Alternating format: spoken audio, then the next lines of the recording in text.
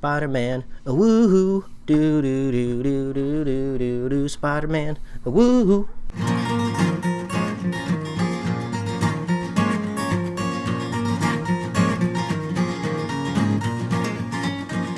A modern podcast where Chris and Mike talk about TV, movies, superheroes, and everything in between.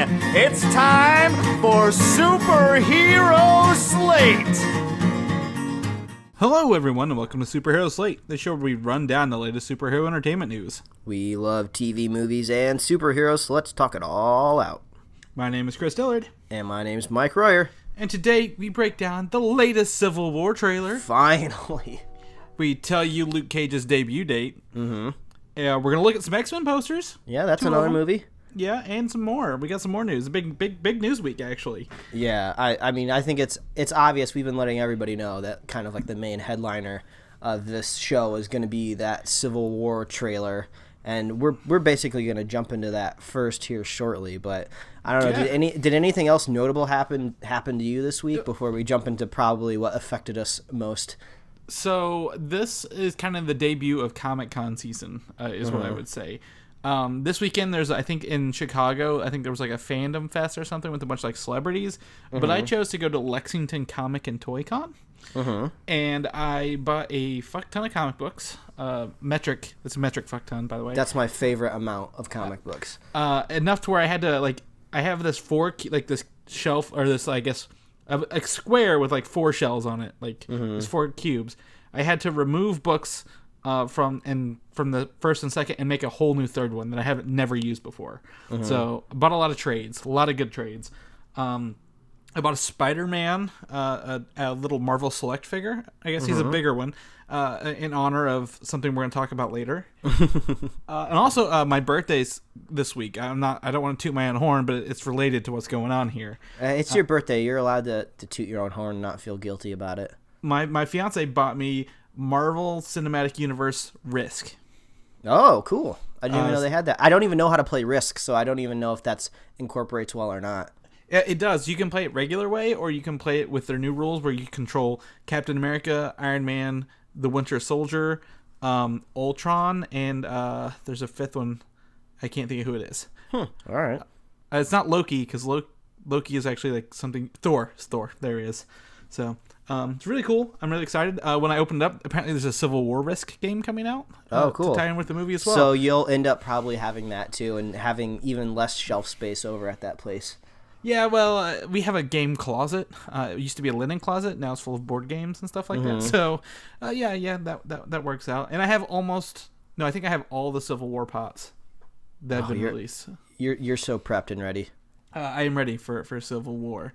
What about you? Anything good going on? Man, we're just trying to get our house, our kingdom in shape, because we are reaching that moment kind of where it's like I feel like the summer comes earlier and earlier every year because I bookmark my summers with movies. So Batman and Superman is just 2 weeks away. Like I was floored when I saw that. It was like a social graphic, probably like on Instagram or something, of like Wonder Woman, and it said like 2 more weeks, and I was just like, holy crap. And then I realized, oh yeah, Daredevil's the week before that. That means that Daredevil is this week. The week that we're recording this podcast. So like me and my wife are already starting to make plans for Friday.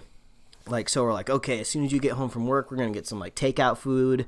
We're going to come back here. We're going to sit down. We're going to watch some Daredevil. And then like you're going to be at like cons like all weekend. So you're going to have to try to find a way to work Daredevil in there. So it's definitely, because this weekend for me is C2E2, the Chicago Comic and Entertainment Expo, which is my favorite thing every year, if anyone knows me. And I will be there representing Superhero Slate. If anyone is going to be there, I'll be giving out stickers. But yeah, so Daredevil comes out Friday, and I'll be at the con all day.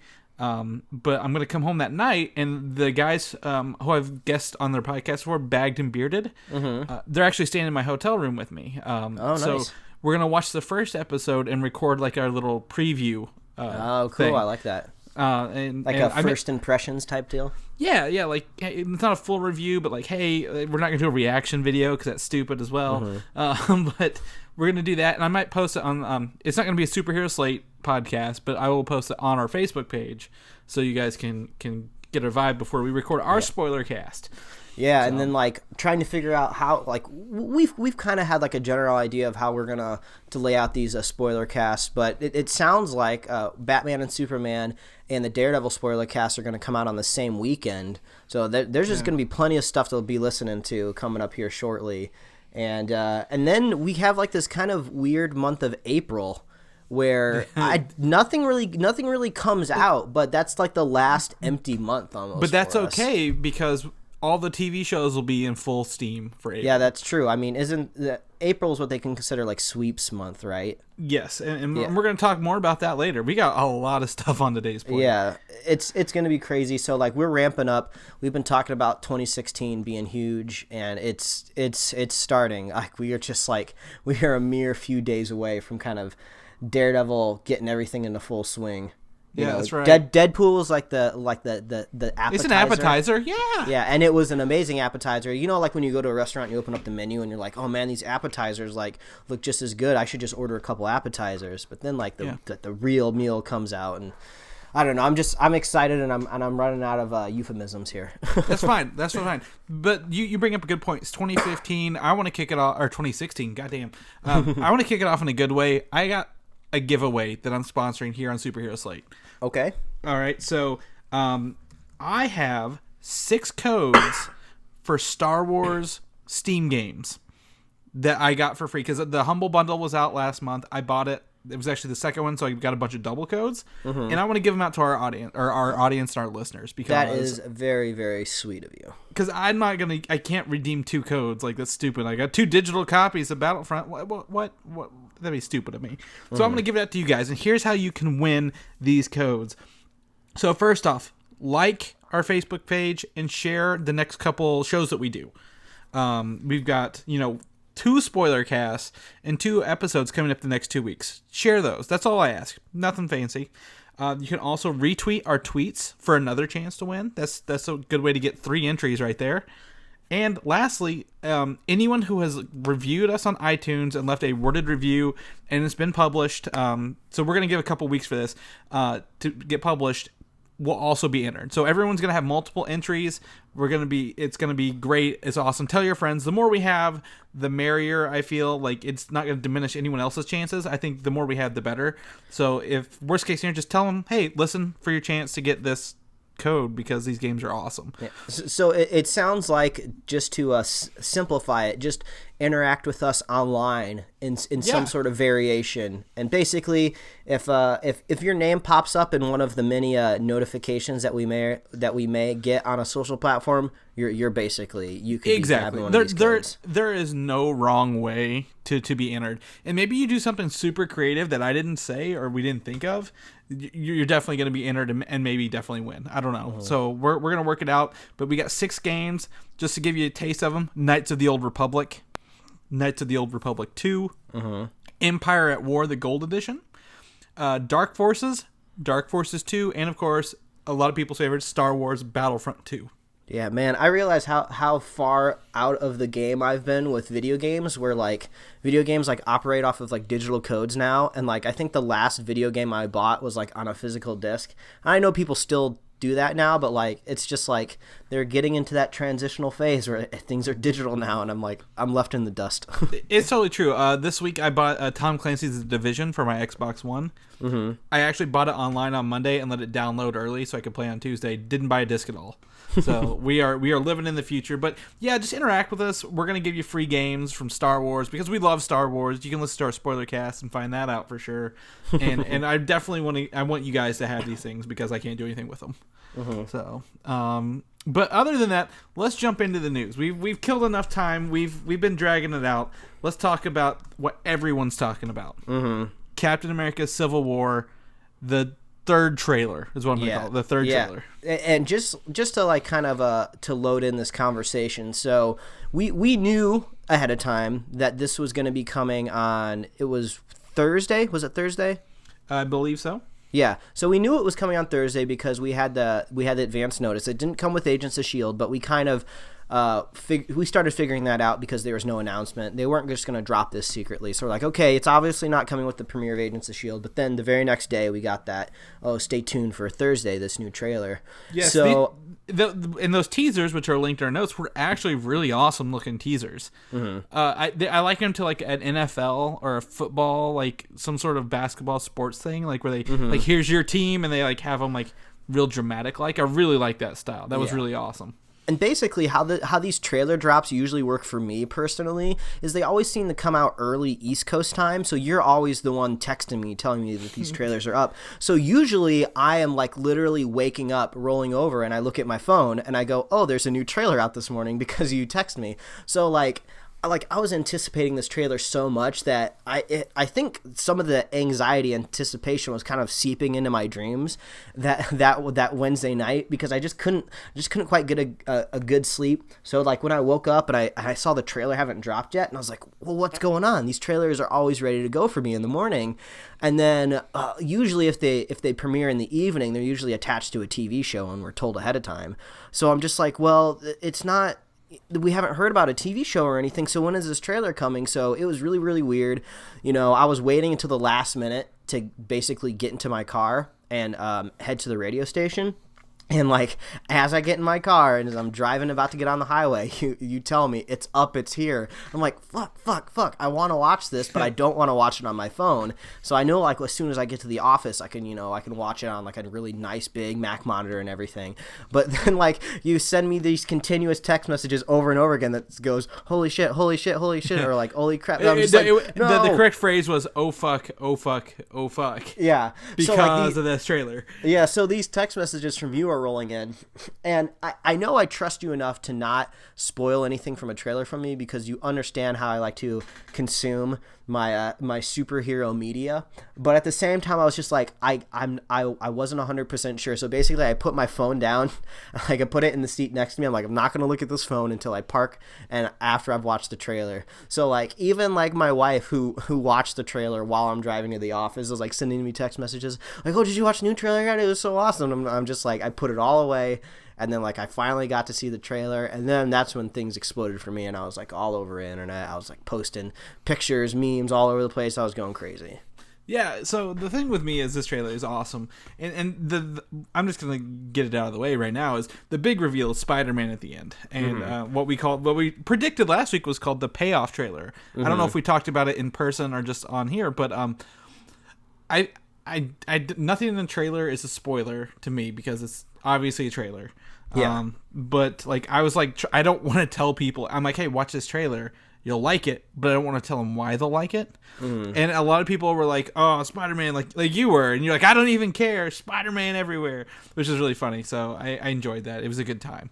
Yeah. Like, and that's kind of how we're going to talk about the trailer right now. Is there's two very specific things to talk about. Like, even though Spider-Man is the biggest deal, he's just a very brief moment at the very end. So I want to make sure that we don't overshadow 99% of the trailer that has lots of really good stuff in it. So we're going to talk about basically the first 99% in length, and then we're going to talk about obviously the coolest part at the very, very end. So this will be the only podcast you'll ever hear where you'll hear someone say Spider-Man is the 1%. and that's pretty funny. But yeah, so you're right. It's not called Spider-Man Civil War. It's called Captain America Civil War. So let's talk about how just amazing this was. A couple standout moments.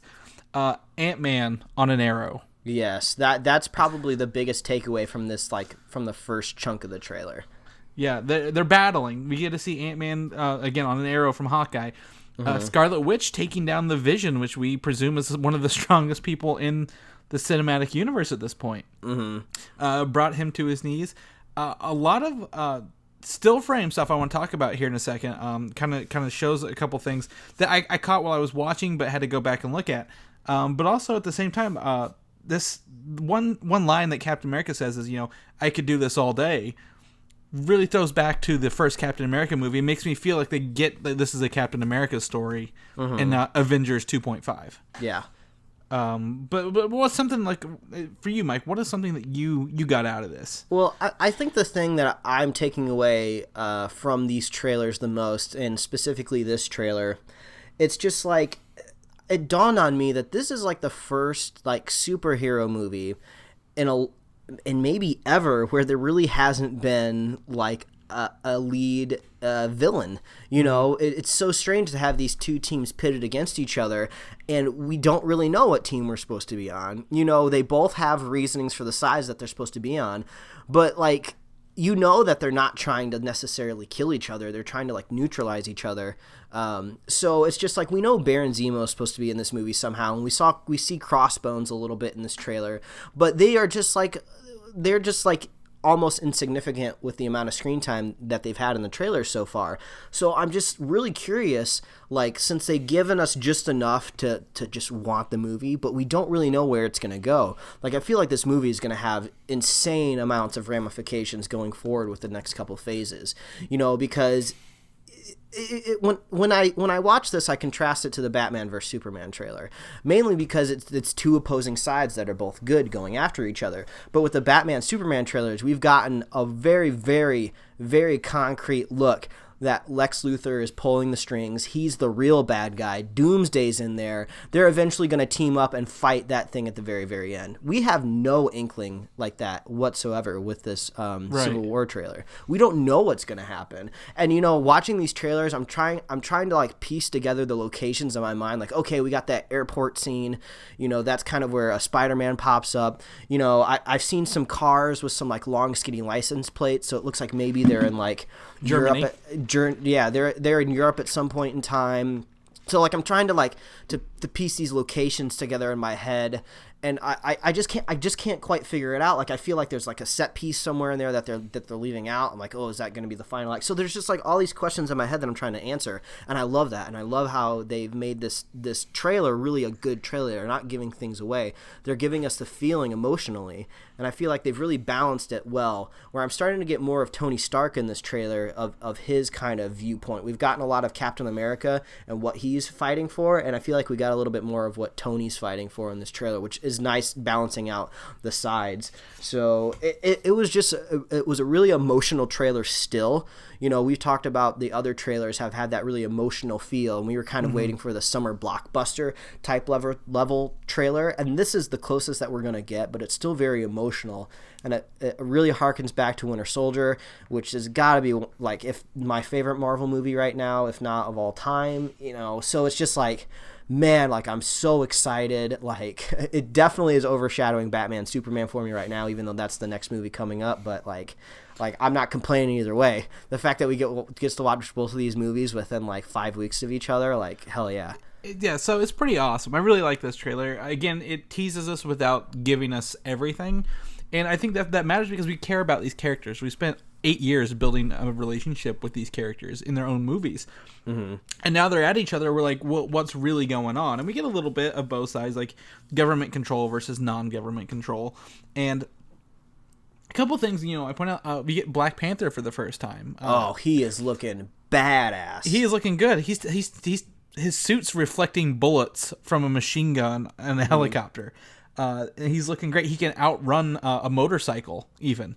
And jump up and take that out. He's looking slick. We're not going to see Wakanda in the film. That was confirmed this week as well. So don't get your hopes on that just yet. But that's Black Panther's huge.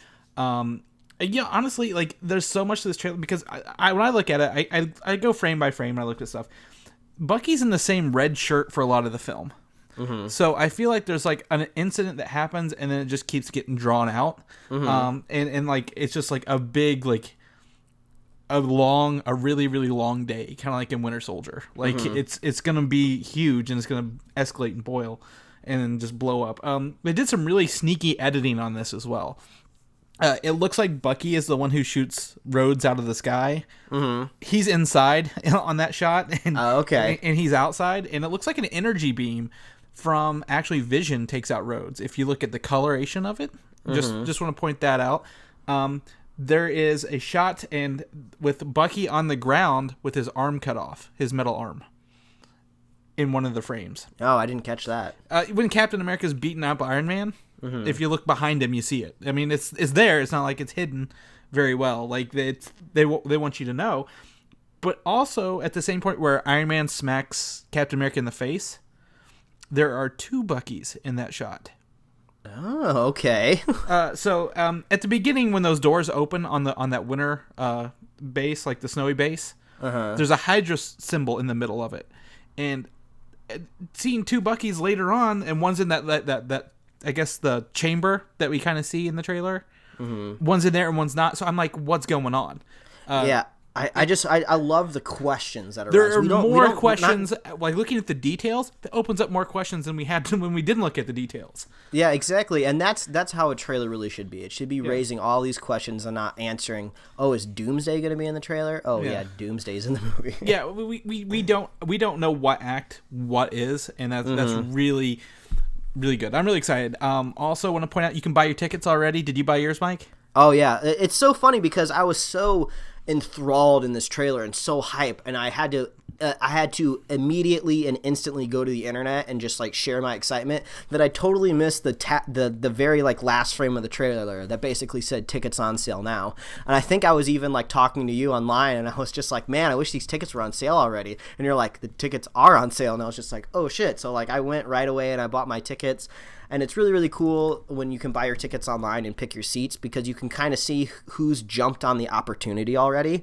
And I'm just like, oh, I can see the perfect seat right in the middle has already been taken. So I know that's going to be a super fan of this movie. So I got my seats right next to that person. So I'm just like, we're going to be right next to somebody that's just excited to see this movie as I am. So like, and then like, I feel like that it gives me a feeling of safety. And like when you jump on them right away and you get premiere seats, you're usually surrounded by people that definitely want to watch the movie. You don't have to worry about like stragglers or kids or anyone being annoying.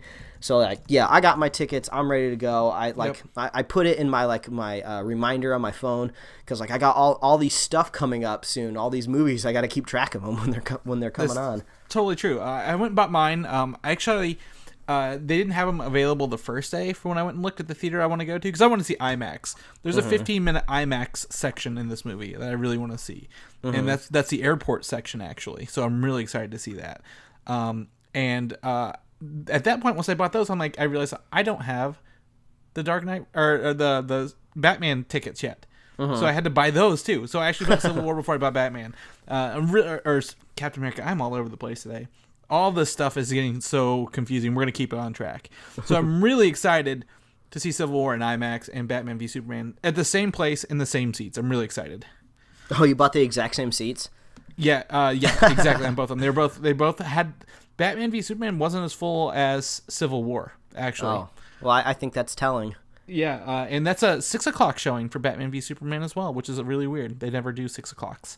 So, anyway, at the end of this trailer, after the Civil War title, we get our first visual treatment of Underoos, as we're gonna so call him.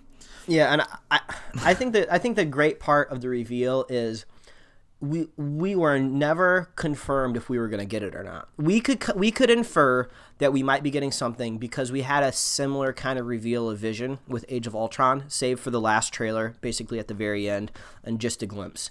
So I was expecting, if we're going to get Spider-Man in this trailer, he's probably going to be at the very end.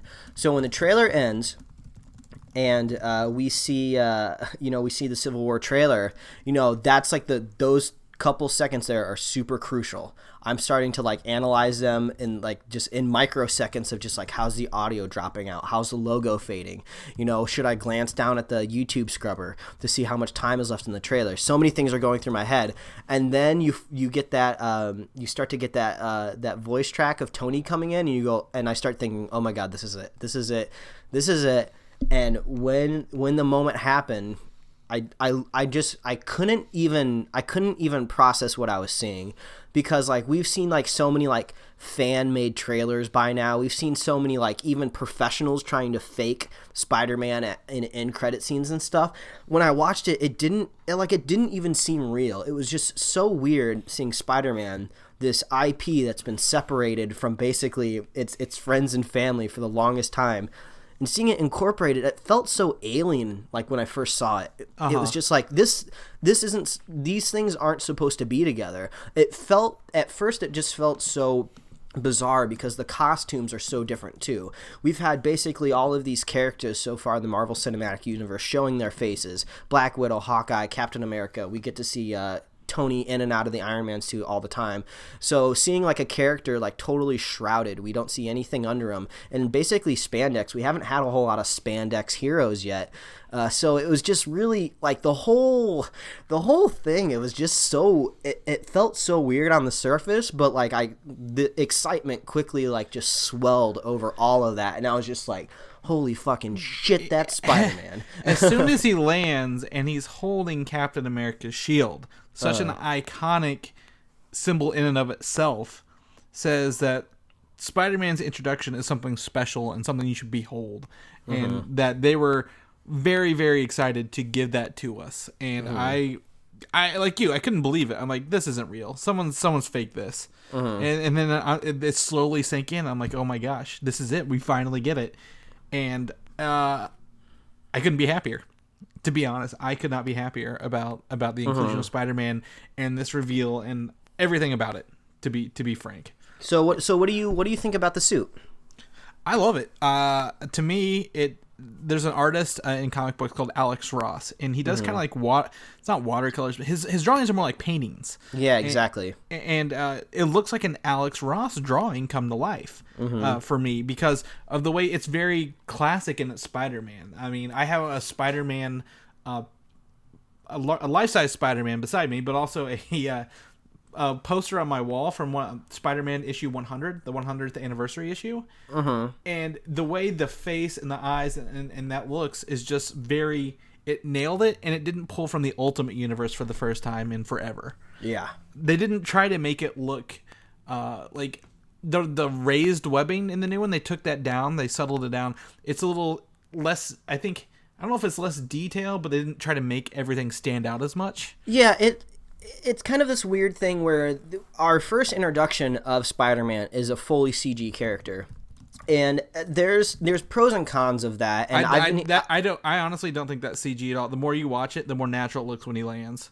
Oh, well, I don't know. Maybe it's just the way it looks, but just overall, I've heard lots of different things because everybody has like huge opinions on this scene because it's the one that's been analyzed over and over again. So it's just like some people are saying it's fully CG, and if it is, there's a good chance that the CG's not finished yet. So maybe we shouldn't fully judge the rendering that we're getting in this trailer 100%. Who knows? Because we all know the CG is like one of the last things to get done. I think in the original Avengers, like when they were CGing the Hulk, like that was one of the literally last things done on production, was getting the Hulk ready to go out in the summer when the movie dropped. So like that's one thing that could be a possibility. Some people are saying that the character is also fully CG, maybe because they needed to hide it on set. You know, they didn't want anybody snapping any photos of like Tom Holland in a suit or something like that, and they wanted the reveal to be in the trailer, and maybe they were taking that very, very seriously. So like, we'll put him in all in CG so we don't have to worry about any of that leaking or anything like that. So that's a possibility too. So, but either way, I'm very excited to where we can see the actual physical suit and like Tom Holland just walking around like a normal person, just standing next to people. I'm really excited to see how that suit translates, because what we're seeing right now does feel very computer generated to me. So I can't judge it fully on that, but what we have with the costume so far is really, really cool. And especially with those emoting eyes, that's amazing. Yeah, so those a lot of people have asked, like, does he have emotable eyes like Deadpool? No, he does not. These are not CGI eyes like Deadpool. These are camera lenses like eyes. So they're like shutters, like they're layered if you get a good look at it. Also, something I like about it is that once you see the official image that Marvel did release of it, it's got like a fine fabric / basketball texture of the suit, and I really like that. It's much more fine. It's not like standing out, like it doesn't stand out as much. A couple things when he does the backflip over, he has the big large spider on his back with the square legs. You'll have to take a look to see what I mean on that one. But on the front is a little bitty spider, which is really cool because if you look closely, and this is pointed out by comic UI guy Brian Smith, is that it's a person but like with a spider like thing drawn around it. Like that is cool. So it's really, really awesome. And again, holding Captain America's shield is huge. Like that's one thing I look at over and over again is that. But he also has outside web shooters. They're outside of his suit.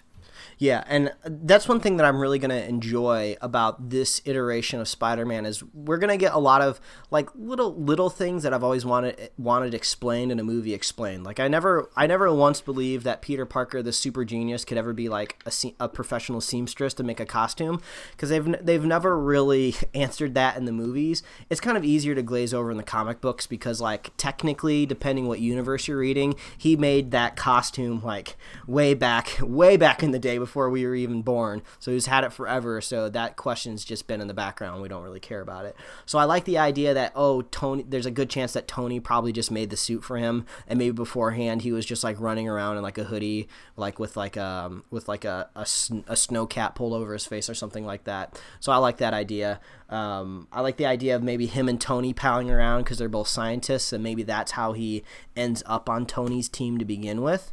I think that makes a lot of sense, and that'll be really cool. So I'm just really excited to see how Spider-Man gets expanded, how much of the movie he's really in. How, like, is he going to be a big rising star in this film? I mean, how do you do that? If this is a Captain America film all about him and Bucky and their friendship and how it clashes with Tony, how does this big, awesome, mega edition of Spider-Man work into that? Yeah, I think I can definitely trust the Russo brothers, but like we said, so many unanswered questions. Yeah, and I don't think I think the reveal of Spider-Man's big, but I'm not treating his role in the movie as huge. Like, I think he has an introduction with his very first proto suit, and then this one later on, and that's the reveal when he brings him out. Like, oh, we got this guy. So I don't think he's gonna be huge, but the movie's coming up next year, 2017, and the actress / singer Zendaya has been cast in a lead role.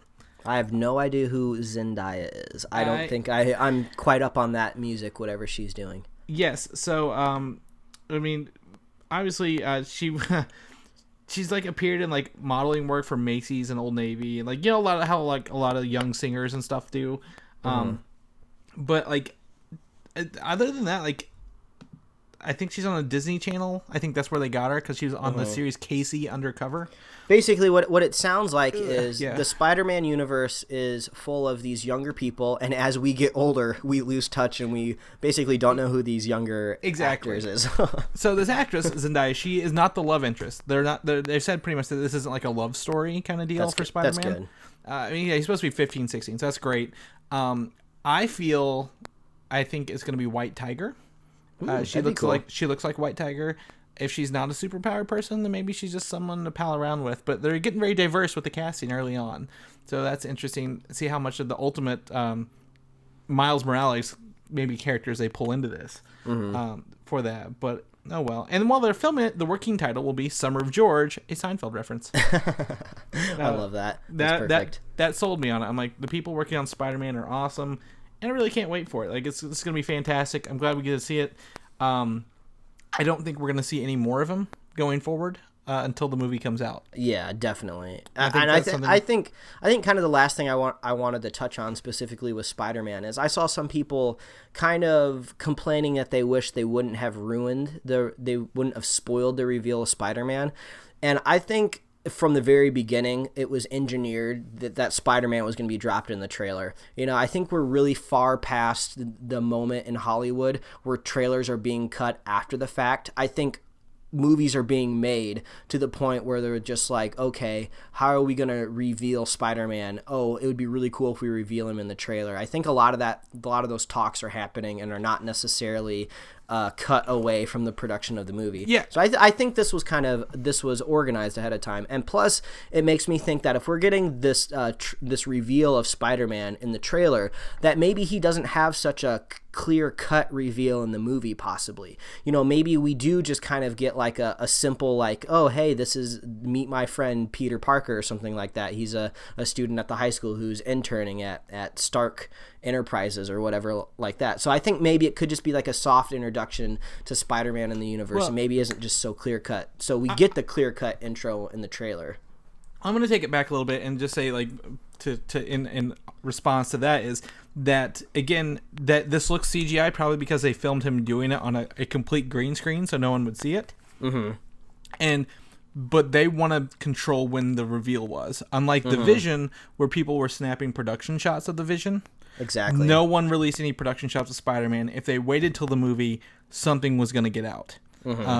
Promotional artwork couldn't be used with Spider-Man if they wanted to. Any marketing materials could have leaked out early if they didn't show it on their own terms. Yeah, or I'm not 100% sure the worldwide release of this movie, but sometimes these Marvel movies come out a week early in other parts of the world, and if that happens, easily that stuff's going to get out. Yeah, so they control the whole process, like you said, which I agree with. They planned it so no one would get it early. So I agree. Something we're not going to get early is Daredevil. I hate to admit it. Yeah, we're finally transitioning off this Civil War. I'm excited, but let's get into really what's kind of coming up. Yes. So just other news that came out. Very excited about this. Daredevil PSA released this Friday on Netflix. Make sure you renew your subscription. Watch the first season. Don't be afraid to watch Jessica Jones either, and watch Daredevil. Punisher, Elektra, they all show up. Really excited to see how that works. Our spoiler cast will be a week later rather than the typical weekend because it's 13 hours of a show we got to watch somewhere in there. Even if we had the physical time and you weren't really busy, it's nice. We did the same thing for Jessica Jones. We want to give people that listen to the show a week to watch it, so we can all kind of spoiler cast it together. We may talk a little bit on our reactions to what we've seen so far on we'll Sunday, we'll have initial impressions for sure. Yeah, but don't worry, we're not going to ruin it for you. On that note, Marvel's Luke Cage has given an official release date. September 30th of this year. Yeah, that's awesome. Which follows a same kind of premise, almost 11 months earlier than the last one. So there's never any guaranteed release window for any of these movies or TV shows. They just kind of, I guess the movies are all set in stone now, kind of, but the TV shows are like, yeah, whenever we want to put them on Netflix. September 30th is a little later than I thought it would be, but still early enough to fill that void between Suicide Squad and Doctor Strange. Yeah, and they were missing. And just jumping off of Luke Cage, it seems like if Luke Cage is going to be basically kind of, I guess you could consider it the fall. In the fall of this year, it seems like right around this time next year might be when we're getting Iron Fist. Yeah, I would say probably somewhere close. Hopefully, it sounds like they're working on it with all the rumors we've heard. So let's. Hopefully he gets introduced in Luke Cage. So we'll knock on wood right now. I'm going to knock on the wood desk. And hopefully we'll get something in a year for Iron Fist. So yeah, and that kind of begs the question of if Iron Fist is going to be around this time, this next year, what follows Iron Fist? Are we going to get maybe a second season of Jessica Jones? Or possibly Is Defenders, Jessica Jones 2 will have to be after Defenders, they said. And then, so if that's going to be Defenders, like, is Defenders going to be into summer? Is it going to be in the fall? Either way, I'm liking how we get these double dips every year. We get 2 bits of Netflix. Well, so I can't say summer because Spider-Man is 2017 summer. So I would say fall again because Thor is a November release again. So they'll want to fill in that Iron Fist, Thor, or not Iron Fist, the Spider-Man Thor gap with the Defenders is my guess. Yeah, and that sounds great. And that gets them ready for Infinity War in 2018. So cross fingers, knock on wood. And if any of this scheduling is getting really, really confusing, we have an upcoming releases page on our website at superheroslate.com where Chris diligently updates all of these release dates as they change. So you can get a nice, really at-a-glance list of everything and when it's coming out. You don't have to hunt down the release dates and open up 1,000 tabs on IMDb. We got it all laid out for you. Yes, everything is updated as of this week, including TV show schedules, so feel free to check that out. Oh, that would have been an awesome transition if we were moving into TV news. Yep, but we're not. We're scheduling in a Guardians of the Galaxy Volume 2, the first summer movie of next year. That's very important. This kind of ties in. So Sylvester Stallone, on set, apparently looks like Judge Dredd. Wait, so he's in costume? Because I think last time we talked about Stallone, we weren't 100% sure if he was just on set visiting, but it seems he had a script last time. So if he had a script, he probably wasn't visiting. He was probably in the movie. And on set in costume, he looks like Judge Dredd, which I would say would be Nova Corps. Yeah, so maybe he's just like a commander in Nova Corps. So I do have a rumor that he is just playing a Ravager instead of a Nova Corps. So working with Yondu's crew instead of the other one. Oh, possibly. So that's what they said was on set, but I can go. I honestly, at this point, I don't care. He's not a main point of the movie, probably. I mean, it would make sense. We are supposed to be getting a lot more of Yondu in this movie. It kind of seems like Yondu is kind of joining the Guardians, at least in some iteration in this movie. So maybe a different Ravager comes back around asking like, hey, Yondu, what the hell are you doing with these guys? I'm Sylvester Stallone. He's probably, honestly, I think he's probably pissed off because Quill gave him the troll doll instead of the orb at the last one. So we'll have to see how that goes. That's exciting. And then Howard the Duck is to return, not in like any big capacity, but like he'll show up again because they've built him and like he had a good response out of the last one. My guess is they probably go back to Nowhere, the planet, to do something and deal with Cosmo and Howard and yeah, maybe he's just like ordering a drink at the bar or something. Yeah, something funny, something cool, nothing huge. So I'm glad they know how to play that guy out a little bit. That'll be fun. And speaking of sequels, Kingsman 2, that's coming up. We're working on that. Halle Berry is to join the cast as not the villain, but possibly in the role of like a mentor of some sort. I think they said she was CIA. It's not anything. I don't have details on it, but she's joining Kingsman 2. I think Halle Berry puts a bad taste in a lot of superhero fans' mouths, just because she's an accomplished actress that has been in great movies. She has won Academy Awards. That is totally on point. But the superhero representations she's had have not been the greatest. Catwoman, Storm, it's just... hopefully she integrates well into Kingsman. Yeah, so as if Kingsman was a world of superheroes, I'd be worried. But as she's going to play probably something more like she was in that movie with Hugh Jackman before they did a lot of the X-Men. I can't remember what it was. Either way, I don't think she'll be superpowered, so that's great. Julianne Moore, however, is joined as the villain. Oh, I love that. Julianne Moore's amazing. Yes. You might remember her from such films as Jurassic Park: The Lost World and The Big Lebowski. So excited to see what she brings to Kingsman 2. I'm really glad they're moving forward with it.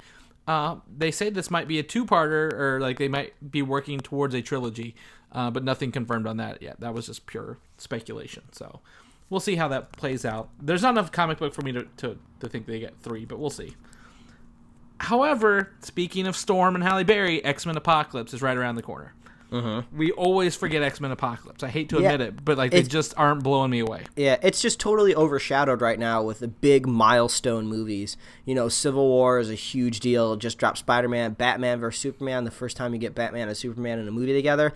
X-Men, we've seen like every incarnation of X-Men, it feels like, by now. So it's just like this is like safely kind of tucked away kind of after all of this beginning summer madness. Yes, even though it's in May as well. So here's we got 2 posters. First we have the Apocalypse and his horsemen. It has the X and it looks like it's rusting away and it says destroy, and you can see Magneto, Psylocke, Young Storm, and Young Angel. That's cool. On the same point, they made one called X-Men Defend, which is Xavier with Nightcrawler, Jean Grey, Cyclops, Quicksilver, as you can see, now has joined the team. Mystique in her human form, not her blue form, and Beast. What this goes to show me is I can't tell any of these fuckers apart. They're all wearing the same color suits. I don't really know how they're going to distinguish them. Psylocke and Magneto have very distinguished outfits. Angel has his wings. Yeah, I think the villains look way cooler in this movie. Yeah, they look way cooler. And over here, it's like, you know, if you're going to go spandex, do it in the fucking 80s. Like, with this movie set. Like, make it bright and colorful, not dull and black and armored. Like, yeah, there's been a lot of complaints about these X-Men costumes. So this poster just kind of says, like, yeah, they maybe have a big story, but they didn't really think about how to make it fun. So I'm not sure how... I don't know. I wasn't very sold on Days of Future Past either, but... Well, I mean, I enjoyed Days of Future Past, and I liked it because I went in with low expectations. I'm kind of going in with low expectations for Apocalypse just because the trailers have just not been killing it. They have not been selling me in any way at all. Like, it just seems like more X-Men. So, you know, I will gladly see this movie, and hopefully it blows me away. I'm just hoping. It sounds like this is Jennifer Lawrence's last X-Men movie, right? Yeah, in theory, yes. So yeah, so I'll be kind of happy to see her shepherd it out. I just don't want this super giant megastar just like trouncing my movie when she is not a character that should be trouncing everything. She's just Mystique. She's not Wolverine. She's not like Cyclops. She doesn't need to be in front of everything. Yeah, it's going to be interesting to see how this plays out, but we'll find out on May 27th. I'll be there. Tickets there'll probably a third trailer on the horizon.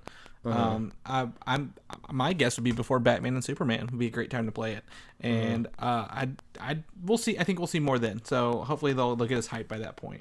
Like you said, the other trailers did the same thing. So cross fingers. Justice League starts filming in April, but in the meantime they've cast J. Jonah Jameson as Commissioner Gordon. And by that I mean J.K. Simmons. Yeah, it's so funny because it's like a good and bad thing. We are all kind of hoping our inner fanboys would be serviced and somehow they would bring back J.K. Simmons as J. Jonah in Spider-Man because he just personifies the role to knocked a it out T. of the park. Yeah, I think almost he is the better casting than we've had at, for Xavier, Wolverine, Tony Stark. He, like, even though it's a smaller role, he just nailed it. Like he chewed that scenery like nobody else in the Spider-Man movies. Yeah, no one else is like, I can't imagine anyone coming close. So when you see he's going to be Commissioner Gordon, it's just kind of like, oh, it's sad because we know like that dream is gone. But I think he's going to make a great Commissioner Gordon. J.K. Simmons is the man. He's taken a lot more serious roles lately, and I think he'll nail it. And what's really funny is the second they cast him as Commissioner Gordon, finally pictures of Spider-Man show up when he can't be J. Jonah Jameson. So I'm really excited to see. This is a great addition to this and kind of leans towards a rumor that Gotham City is where the Justice League will take their home. Maybe. So it's interesting. Also, Atlantis will feature heavily in Justice League, and I can feel that simply because Aquaman was essentially... We saw more Aquaman than anyone else who's not really a part of Batman v Superman as big. We've seen a lot of him. Jason Momoa is a big name, so I think that'll be fun to have him. And the writer of the film, I think it's Chris Terrio, said that this is not as dark as the previous films. That's all right. I mean, that kind of makes sense. Justice League always kind of is a little bit more upbeat. Yeah, so I mean, I don't think Man of Steel's too dark, to be honest. But maybe Batman v Superman is really super dark, and so will Wonder Woman. Well, hell, if they can make that supposed rated R release, I guess it is dark. Yeah, the intensity of Batman v Superman: Dawn of Justice. Our next topic, actually, good way to bring that up, is to premiere at New York's 4D theaters. Yeah, I've never experienced the 4D theater, just how they've been explained now, because I guess they're kind of making a resurgence. I feel like maybe at one point in time I've gone to a theme park when I was a kid, and maybe they misted some water on you during like a fish animated 10-minute thing. Have you been to Disneyland in Florida? No, I've never been to one of those Disney parks in Florida. So in Florida they have one called Muppets 4D. And that's what they do. They put up bubbles and they spritz water on you. And it's just really stupid. And so according to the release on this, the 4D theaters will provide environmental effects synced up with the movie, including motion-activated seats, wind, fog, rain, lightning, vibration, snow, and scents.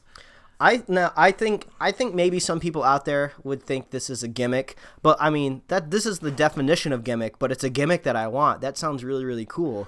I don't necessarily know I would want to go 4D with my very first showing of it. This sounds like a great way to get me back into the theater. And if it's done well, if it was like at a theme park, at a 4D theater that I could truly trust, I could get that. But like, I can't imagine this being a really widely adopted thing because you can't even trust some theaters out there to even project 3D, right? So, this sounds really, really cool. I would love to hear what people think about it if they end up going to it. Yeah, I definitely agree. This is something I don't want to go to. Like maybe if a Resident Evil movie, a movie made for this stupid kind of gimmick where I don't really need to watch the movie, because I'm one of those people, like if I see even like a light, it's like somewhere that's not supposed to be there, I get taken out of the movie. And I think being moved around and like stuff like hitting me would like distract me from the film itself. And that's why I'm not on board, but I want to try it. You're right. I want to try it so hard. Yeah. And see what it's like. And I don't know how many more opportunities we're going to have to talk about Batman and Superman before the movie drops. So I just want to go ahead and go on the record that I am so hoping that this movie nails it, knocks it out of the park, and I'm just so ecstatic when I leave the theater because I really, really want to look forward to the next 10 years out of Warner Brothers and DC. I want to be like scraping for every little screenshot or on-set picture for like the next 10 years, like, because I want to be excited. So I really hope they knock it out of the park. But we just gotta wait and see. Gotta wait 2 more weeks.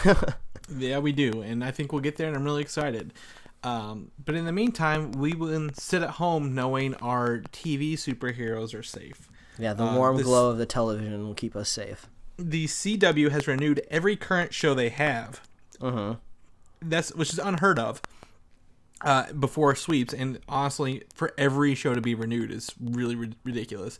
But that includes Arrow, Flash, iZombie, and Legends of Tomorrow. All 4 DC properties will be coming back to the CW next year. Yeah, and I think multiple seasons. Yeah, I think we all kind of saw Arrow and Flash coming back. I'm kind of curious how many more seasons are left in Arrow because the show's really starting to drag on for me. Like I really just don't know how they're going to kind of reinvent what they've put out there so far. So I don't really know how much Arrow steam has left into it, but I can totally see at least another season. And obviously The Flash is getting renewed because it's amazing. I haven't seen iZombie yet. I've been hearing some decent things about it, so that's cool to see it getting renewed. Legends of Tomorrow is kind of more of the bigger thing that I'm surprised about because we weren't really sure how this was kind of supposed to incorporate fully to begin with. You know, they're kind of taking these side characters and basically lumping them all together and making a show out of it. So I wasn't sure if it was going to come back around for another season. You know, is Legends of Tomorrow going to be another time traveling thing in season 2? Or is it going to be more in one time period? You know, how are they are these characters basically going to disembark? I'm going to keep it fresh is the question. Yeah. Yeah. Like I wonder. Because I think they need to change up the roster. I've been watching the show. I'm not sold on it completely. I mean, it's not horrible, but like, are you caught up with the show? Because we haven't had much of a chance to talk about it. Are you up to date? I think I'm missing 1 or 2 episodes now. Okay, well, you're definitely further along than I am. We've seen, I think, three episodes. And I still have them all queued up. Like, we still want to watch them, but like, it's just not been grabbing me with those first couple episodes. We've heard through the grapevine that other people do agree, but it gets better. They're saying that there's later episodes on that are really engaging. So I'll have to see if those can grab me. But I agree with that. I mean, Daredevil's coming up, so I'm going to be pouring myself in the Daredevil. You know, so it's just like I don't know when I'm going to get back around to watching all these. That's your summer show right there, Mike. Legends of Tomorrow's, because we're not watching Gotham. Let's be honest, we're not gonna go back and watch Gotham at this point. But I think Legends of Tomorrow is interesting. They need to change the roster, which is a great point. They can bring anyone they want to. If Constantine needs to come back, guess where we can put him? Right there. Oh, that would be awesome. Maybe. That's okay. You're blowing my mind right now. Okay, I'm gonna jump into this a little bit. So, what if the next season, instead of focusing on time travel, maybe we focus on magic? Maybe we focus on a very mystical point of view. So maybe we do bring in Constantine and maybe bring in another like magic spirit user, and we really focus on that realm of existence. Because I mean, if Legends of Tomorrow is really good at going into different scenarios like time periods, maybe we can go into different like spirit worlds and stuff like that. I love that idea. And I think that'd get costly for TV, but I mean, Arrow's bringing in Vixen, another character that kind of has ties with that, and Jonah Hex will be appearing this season later on. So I agree with you that, and again, the Hawk people are the worst people. I keep hearing that, so you're not alone. So hopefully they don't have to have Vandal Savage as the villain for the second season. Yeah. I mean, yeah, I'm really looking forward to that. And this on another little note, the past 2 weeks there's been no Arrow and no Flash, but we know that there's supposed to be a March episode that Kevin Smith is directing, and he's been posting stuff on his social media of him on set. I think it's April since he's filming it right now. Okay, so maybe they pushed it back from what we originally heard. I think the filming was in March, so yeah. So that episode's coming up soon. I'm getting really excited for that. In the Supergirl crossover. Yes, that's what we're talking about next, aren't we? So Supergirl, the crossover with the Flash is coming up this month as well. So Supergirl is looking very likely. This is a highly regarded rumor that they're going to renew for season 2 of Supergirl, which they should just call at this point Martian Manhunter, because that's the only reason I want to watch it. I hear good things. I'm not sold completely yet, but Supergirl, if it's working, again, shows can evolve. Look at S.H.I.E.L.D. season 1. The first majority of that kind of was sucky and dragged on, but then just blew up. Awesome, great. So hopefully Supergirl can do the same thing. I'm really happy for them. Yeah, and the biggest looming question that people have had for a long time is, they've kind of said that this wasn't going to be crossing over into the CW universe, but we've never really had a concrete reason of why or how these two interplay. And if the Flash is coming over, how that's going to happen. It's been confirmed that the Flash comes into Supergirl's world through an alternate dimension. So it's from the portal that they close. So it seems like they're not just separated by a couple miles; they're separated by space time. So it doesn't seem like Supergirl is gonna easily integrate into the CW universe any simple way. So it's not like we're gonna be seeing Diggle pop up on CBS anytime soon helping out Supergirl. It seems like this is just kind of a gimmick to get people over to CBS watching Supergirl, which is unfortunate. I was kind of hoping that maybe we would get like a joined universe there somehow, but it doesn't look like that's going to happen. Yeah, no, it's all right. That's fine. We got other stuff to worry about. They got time travel and universes. Flash is all over the place. I love it. We're going to break it down to something a little more realistic here. Teenage Mutant Ninja Turtles. Yes, realistic. The TV series that's on Nickelodeon right now. Okay. The 80s version of the cartoon characters from the TV show are to appear on the new version in a cross-dimensional episode as well. Apparently that is now a solid tool in the writer's handbook of how we get properties to cross. We're just going to open up some sort of wormhole, and that's how we're going to explain it. Well, that's kind of what the Flash did. They showed the old Flash version, the John Wesley Shipp version from the 1990s when he went through dimensions, and they make references to other shows as well, like Smallville. So yeah, I guess that's what they do. That's like a requirement almost for these types of shows. So if you want to see your 80s Turtles appear on the new Nickelodeon show, we'll let you know when that comes up, maybe eventually. And then Mike's second favorite movie coming up, Teenage Mutant Ninja Turtles 2, Out of the Shadows, is coming up. And the first look at the new Shredder has landed. And it looks kind of all right. I'm going to be honest. He looks very reminiscent of Shredder action figures I had growing up, so I'm okay with this. This looks cool. It looks like his mouth plate's made of knives, and he's not like slinging a bunch of blades around like the first one. He looks super. Shredder doesn't look like anybody you want to literally bump into. Like he's gonna be like ripping your clothes. He's gonna be like pulling on threads. You're probably gonna have to get a couple stitches. So it's not a suit you want to get close to. Yeah, definitely not. So that's coming out later this summer. We'll let you know how that goes. Shredder, this is one of those movies I'm on the fence with. I might go and just like. Honestly, this is probably going to be a Redbox or a Netflix for me. No, you got to go see it in theater. So we can talk about it. Yeah, but there's so many villains and bad guys. I just don't. I don't necessarily know if TMNT is going to end up being a spoiler cast necessarily, but we will at the very least dedicate a segment of one of our shows to talk about the movie.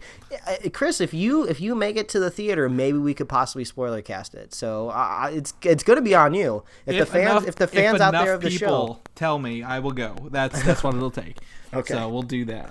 However, something else I'm probably going to Netflix, because I think this is only on Netflix, is the new Ducktales TV show. Yeah, this looks cool. We got our first look, and probably from our intro, you could tell that we were doing some Ducktales theme songs earlier. Yeah, the art looks really, really cool. This is really interesting because I follow a lot of artists on social media, like through Tumblr and Instagram. And the reaction to just this panel has been really, really positive. A lot of like the storyboard artists and the revisionists and animators and stuff that I follow are really, really digging this art style, and I really think it's cool too. It fits in really, really well with the kind of the joyous nature of the cartoon show, and it looks like we're adding a couple ducks maybe. I like so when I remember DuckTales. I remember the Scrooge McDuck. And three Huey, kids. Louie, and Dewey. Yeah. Yeah. Looks like we have an added female duck. Suey. I'm gonna call her Suey. And is that Donald? I think that's Donald on top. We'll assume that's Donald until otherwise told. Yeah, it looks fun. I just hope they nail the theme song. That's what we all remember from the original DuckTales. What's that killer theme? So. Yeah, I think they'll probably use it. I like it. It says SMD for Scrooge McDuck, $100 on the front there. Really fun. I like the art style too. Let's see how that plays out later this year on Netflix. And lastly, for shows from the 90s, early 2000s that are returning, The Tick has been picked up by Amazon to premiere. I enjoy the Tick TV series with Patrick Warburton as the Tick from late 90s, early 2000s. Well, I think it was a Fox show, it was a Fox, and Yeah. I own it on DVD. I found it at Half Price Books for like $5 once. Love the show. It's very short. There's not many episodes in it. I think 6 to 10, before it was canceled. I really love it. It's really funny, really smart. None of those people will be coming back for this one, but I think the Tick's really funny, and it's a superhero that I remember watching early on and kind of being kind of crazy and like zany and out there, and I think it'll work. So no property out there now will be looked over. Everything has a possibility of coming back now. That's I mean, if they're bringing back Full House, and nothing's technically safe. Yeah, the Full House, Fuller House, Powerpuff Girls are coming back later this year as well. Everything. If it's not been, if it's not still airing, they'll bring it back for at least one season. So that's it for the show. I can't believe we're still like at an hour right now with like 30-something minutes of Civil War. That's another hour in the books that we got going. Yes, we're almost at 70 hours of regular shows podcast, and not including like I guess 7 or 8 on Spoilercast. I looked at it this week, so we can fill up a month pretty soon. Yeah, you better get that 32 gig iPhone. That 16 gig iPhone's not going to handle it. That's right. I mean, maybe they have an iPad where they listen to us, and you do stuff with an iPad, don't you? Don't you draw on your iPad Pro? How can they follow you and learn about your drawings, Mike? Nice segue, co-host. You can follow me at Mike Royer Design on Twitter and Instagram. I'm really cranking up my drawing this year, so if you want to check out what I'm sketching, head on over there. And as always, you can read my webcomics at pickledcomics.com. Chris, you are going full steam into the con season. You're going to be hanging out with some other podcasters coming up here soon. Where can they follow you to see what zaniness is going on with you? You can follow me on Twitter at Valdan, Valdan, and you can also go to comicui.com and see what's going on there. I've been wanting to break down the Civil War trailer there, but just haven't had time with all the cons coming up. But you're definitely on Twitter, where I'll be posting and live tweeting this weekend at C2E2 in Chicago. So if I run into anyone famous, you'll know for sure. And otherwise, I mean, if they want to, they'll listen to us now, Mike, but if they want to share and win some Star Wars codes, how can they do that? Where can they find us to enter that contest? The best place is to go to superheroslate.com. That is where you can find the links to every single place the show lives on the web. We are on iTunes, YouTube, SoundCloud, Stitcher, Tumblr, email, Facebook, Twitter. We got it all. Baby. Apparently, that just like that car that zoomed by, it's got plenty of horsepower over there. Vroom.